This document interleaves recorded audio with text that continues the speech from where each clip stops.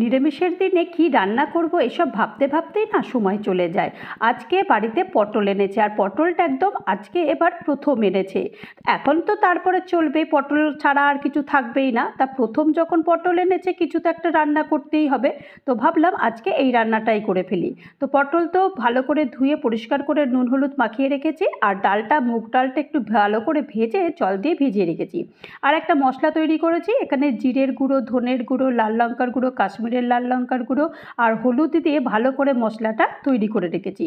কড়াইতে তেল দিয়ে দিয়েছি, গোটা গরম মশলা দিয়েছি, তেজপাতা দিয়েছি, আর একটা শুকনো লঙ্কা আর একটু গোটা জিরে দিয়ে দিয়েছি, আর একটু আদা বাটাও দিয়ে দিয়েছি। মশলাটা কষিয়ে যে মশলাটা আমি তৈরি করে রেখেছিলাম সেই মশলাটা দিয়েছি, আর এই যে আগে থেকেই ডালটা ভিজিয়ে রেখে দিয়েছিলাম সেই ডালটা দিয়েছি।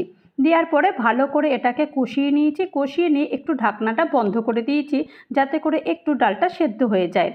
তো এখন একবার দেখে নেবো যে ডালটা সেদ্ধ হয়ে গেছে কিনা। আমার তো মনে হচ্ছে একটু সেদ্ধই হয়েছে, তোমাদের তবু একবার দেখিয়ে দিলাম।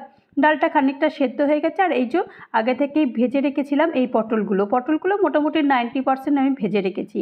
তারপরে এখানে এই যে হাফ কাপ একটু দুধ দিয়ে দিয়েছি, দুধ দিয়ে তারপরে পটল সব ভালো করে মিশিয়ে দিয়েছি। মিশিয়ে দেওয়ার পর পরিমাণ মতো নুন আর চিনি দিয়েছি। চিনিটা নিরামিষের রান্নাতে একটু দিলে ভালোই লাগে, আর যারা দিতে চাও না তারা দিও না। তারপর ঢাকনা বন্ধ করে দিয়েছি 5 মিনিটের জন্য। ঢাকনা খুলে দিয়েছি, ঢাকনা খুলে একটু গরম মশলা আর একটু ঘি দিয়ে দিয়েছি। ব্যাস তৈরি করেছি মুগেশ্বরী পটল।